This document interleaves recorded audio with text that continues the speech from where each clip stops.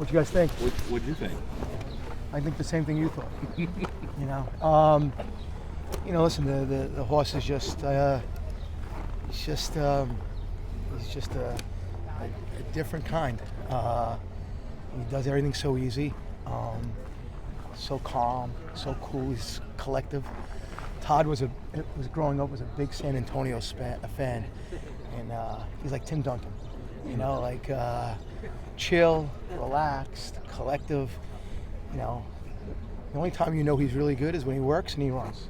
And other than that, you wouldn't pick him out. It's so funny. It's like I've been through this a lot. A horse like this calms you down, calms me down. I mean, he just gets it, man. He does everything so right, and the work was great. He actually galloped out faster than the work. Todd had him at 48, then he went 1 minute, then he went 112, then he went 125. I told Johnny he worked up 7 furlongs today, but he had his ears pricked the entire time, and he just what do you want me to do? And he's so turnkey. So it's you get excited. Had an hour's sleep last night, an hour more than most of the week, but he rested well today. It was that's a big part of him coming out. He's feeling good. He's looking good, and he's happy. Room and the team are doing a great job with him, and just really good. Mike, you know better than anybody. It's not so much getting a good post position, but actually getting in the starting gate. Well, the starting gate is the first key. Yeah. You know that painfully. Well, yeah. So when people ask me what post I want, I say 1 to 20. That's my goal right now. And with a horse like this, though, honestly, it's like 1 to 20 is not bad. He's he'll know what to do. Everything comes down to the break with any horse, really, to be honest with you. But what I like about this race is you got 5/16 of a mile coming down the stretch. So it's not like you're going a mile and a 16th and you're coming around a turn after you get hit. Here you have enough time to sprint 5/16 of a mile before the turn. And, he's fast. We all know that. And, if somebody wants to, everyone's going to be going fast, but if you were afraid of someone getting a mile and a quarter, you wouldn't want to go too fast. But I don't think we're worried about a mile and a quarter here. I think, what we saw in the Florida Derby was amazing. It was epic. And we know it wasn't 100%. It could be 95%, it could be 90%, it could be 85%. You don't know. That's the great part. There's more in the tank. So who knows? So. Mike, talk about, obviously you've had the frustrations of the scratches. It's got to be nerve-wracking for any owner of a Derby favorite, but in light of what you've been through, how do you get an hour's sleep at night? I got to charge my phones. They die, so I need someone to charge my phone. But listen, it's after the Forte incident last year, the overwhelming, I'm so sorry, kind of made me feel bad. No one should feel bad for Mike Repole. I got a pretty awesome life. I got an awesome family. I got my parents. I got my daughter, my wife, my friends from childhood. I'm 0 for 7 with starters, 0 for 2 with favorites, so 0 for 9. This will be number 10. I would have thought that, growing up in Queens, going to Aqueduct, I'd be on my 10th Derby entry. So it's all great. And I hope it doesn't take as long as it took the Cubs to win the World Series, but because I might not be around that long, but maybe Repole's stable Silks will win the Derby one day, and Joy will be here at 45 years old instead of me. But we'll win this one day, whether it's with me or with her. You're not easily discouraged, obviously. You just went through some of the reasons why, but is that just kind of your natural energy? When things are good or things are comfortable, I get anxious. I love discomfort. I always say losing is winning. Adversity builds greatness. It's like, you know who your friends and family are when you're in a tough situation, and, building companies, you want people that know how to handle being on a sinking ship, and so for me, it's just, pressure is a privilege, man. I thrive on that, man. It's like it's a gift, and you just if we don't win it this year, I got a bunch of good 2-year-olds. I'm looking forward to it next year, and I'm gonna buy some yearlings in September. And I got some, and this is a home break, so as great as my team is, and they've done an amazing job. I always ask, all the 6 of them, Jim Mon, Ed Rosen, Jake West, Madison, Danielle, and Alex. I'm like, which one of you guys picked this one out? I always forget. Oh no, he was a homer. We just it was God picked him out. You're right. Yeah, so and to do it with a homebred is like that's. Come on, I mean that's so special. I mean, Outwork was a homebred, son of Uncle Mo that got to the race, stallion. But if you guys have been following Repole Stable for a while, I mean, up until 2000, up until the Vino Rosso, my grandmother passed away in 2020. She was 93 years old. She'd have the Repole Stable hat and sit next to me at all the races, and now I got Joya next to me at all the races. So, the Grand Dam is Nonna Mia, which is my grandmother in Italian, so I named her after her. This horse is out of Nonna Bella, who's also out of state, who's Stay Thirsty in Nonna Mia. So to have the Repole family, you guys know I'm big on friends and family. To have the friends and family pedigree on this horse, Stay Thirsty and Nonna Mia is pretty special. Speak to your relationship with Johnny V. What's it mean to have him on your horse? It's extra special. I joined Todd and Johnny in 2008 or 2009, and rags to riches and all their successes, and I just watched them from a distance. And when I say distances, I watched them pass by as they were going to the winner's circle, because I was losing to them. And they say if you can't beat them, join them. And we got Uncle Mo, and this is 2010. I was barely in having good horses, and all of a sudden I win the Champagne, and I'm here in the Breeders' Cup. We won the Breeders' Cup here. So to have that feeling, I didn't know, really, honestly, I didn't know what the Eclipse Award was until someone said you had to wear a tux. And having Johnny, and then having the relationship with Johnny, and then he started going to California and back and forth, and to see him win, when we scratched Uncle Mo, people don't know, but Todd called Graham Notion and said, hey, we might be scratching Uncle Mo tomorrow. I know you might be looking for a jockey. Don't make a decision yet. That opened up Johnny for Animal Kingdom. So when he won, I got a lot of satisfaction there. And then, I introduced Vinny Viola to Todd. And when Always Dreamin' won, to watch Vinny win, and Teresa and Todd and Johnny together, I felt like I've already won my first Derby, right? That was really special. And then, Johnny winning, like when he won with Authentic and Medina Spirit, like his first 2 texts probably were me and Todd. Like I want to beat him in the race, but when he wins, like that's who you root for. You can have a better guy. And about 2 years ago when Forte was at Keeneland for the 2-year-old championship, I was there one morning and Johnny was having breakfast, and he wasn't riding many of my horses. He was more in California. And I said, we're gonna have one more together. We're gonna find one more. A year and a half later, here we are. And it's 14 years later, and I have my adopted son Irad, but he's got enough good mouths, trust me. But there's something special about how this happened. Irad was on the first 2 starts, and Johnny worked him in Keeneland. We weren't even gonna bring him.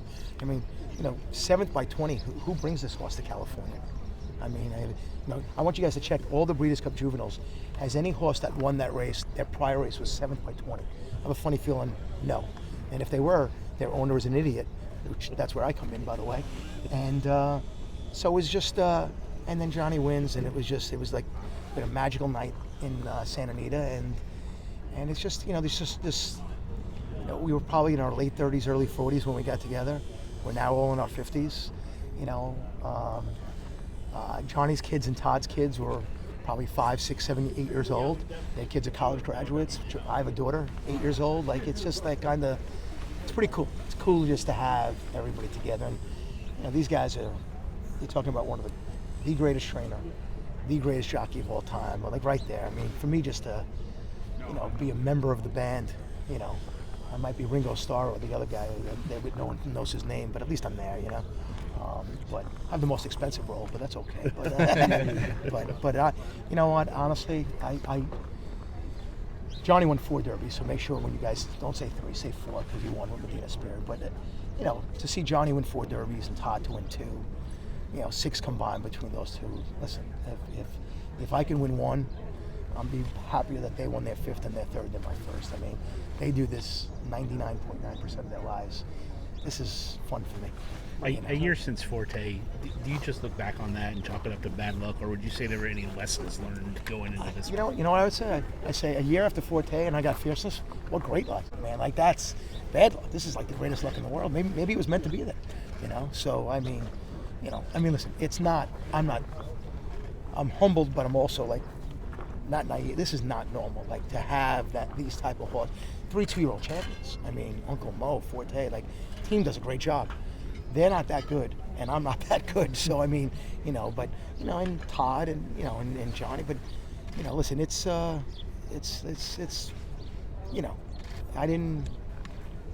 felt bad for 24 hours after Forte, and half of it was because of Todd and Irad, and then I had Ed Rosen's 78 years old, Jim Martin, who works for me, 75 years old. My parents are 84 and 78. Todd's parents are mid to late 80s. Todd's parents are going to be here. My parents are going to be here. Every day is a gift, man. Like, so, you don't know what next derby is going to bring, for us to have both sets of parents in our 50s and have them all out here, winning the derby this year would be a lot better than 20 years from now, for obvious reasons. Are you here to stay and try to enjoy a little week? Or? Yeah, I got stall 24. He was in 25. I bought a house in Lexington. That's a secret. Don't tell anybody, okay? So we've been coming back and forth, and then I'll check in here on Wednesday. But I'll be at Keeneland today. I'll go to the sale, and I just needed some. I really enjoy this. I mean, I really have fun. One day I'll figure out what I'm going to do when I grow up. But and when I'm 98 and I retire, I might spend some more time here. But I really enjoy this. With the year in the rearview mirror, do you feel any differently about the decision that was made last year? What, the regulatory decision? Oh, the one that Forte was going to win, that race? You know what? I'm past it. Just remember the horse that won the Derby last year. Forte beat in the Fountain of Youth, and Forte beat in the Florida Derby. So, you knew how good he was. And listen, the decision is the decision. But let's always remember that horse came back with 10 weeks in between races and was second in the Belmont. So, I mean, that's pretty good, right? So, a horse that had a bad injury I don't think it would come back 10 weeks later and stuff like that. So, as frustrating as everything may have been, it's over. I mean, it's over, man. That's like that's one thing. Like for me, when you win, Tom Brady and Kobe Bryant, guys that I've known, as friends. I mean, you ask them what the best championship is, and he said the next one. What's your favorite championship? The next one. Forte was last year. I mean, Dynamic One, Vino Rosso, all part of the history. Uncle Mo, all great. But you just can't. You just got to keep moving forward, man. How much sweeter will be the part next of the one? entourage this year? I know he's a big race goer and went down to Gulfstream. Brady's coming. He's definitely coming. He'll fly in and out, but Tom will be here, and So I think if Fierceness wins this, I think winning 1 Kentucky Derby is equivalent to 10 Super Bowls. So I would say that it's a better feat. So that's it. So, You think Tom would agree with that? Oh, we got a call, guys. Hold on. So.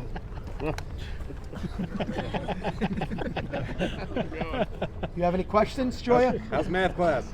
How's math? What's your favorite subject, Joya, at school? Recess. Okay, yeah. I got an A in recess, just so you know. All right. Tell everybody what grades does Daddy want you to get? Well, I got an A+ in recess. Oh, A+. Wow, you're better than me at recess. Good. What grades does Daddy want you to get in school? C, exactly. And remember, the A students work for the C students. Remember, I told you that. Okay? All right, honey, I gotta go. All right. I love you.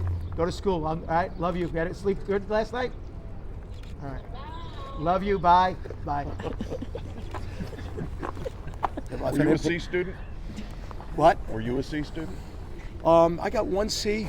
That was my highest grade, and I graduated St. John's with a grade 2.2 grade point average. There you go. I told my mom it was like 100. She's from Italy. She didn't know. So yeah, yeah. And then I have all these Ivy Leaguers that work for me. You know, it's like an internship program I have for them. You know, but yeah. No, I was 5 years sports management. So I wanted to be the head coach of St. John's. Thank God Rick has the job now. GM of the Mets. Thank God I don't own them. You mentioned the next one. Does it get sweeter with everything that's led up to it? You know what?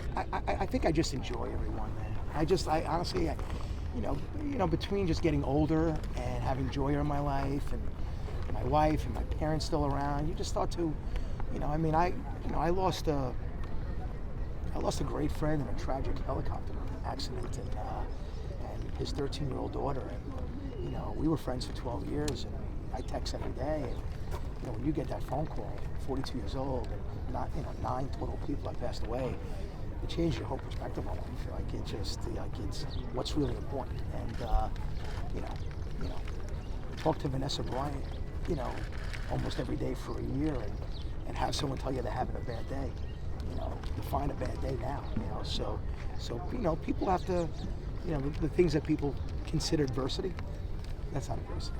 When real adversity hits people, then they realize the stuff they complained about wasn't that important. You know, my cleaning lady didn't show up today. Oh, that's tough. My daughter was late for school. Oh my God. You know, come on. So. How much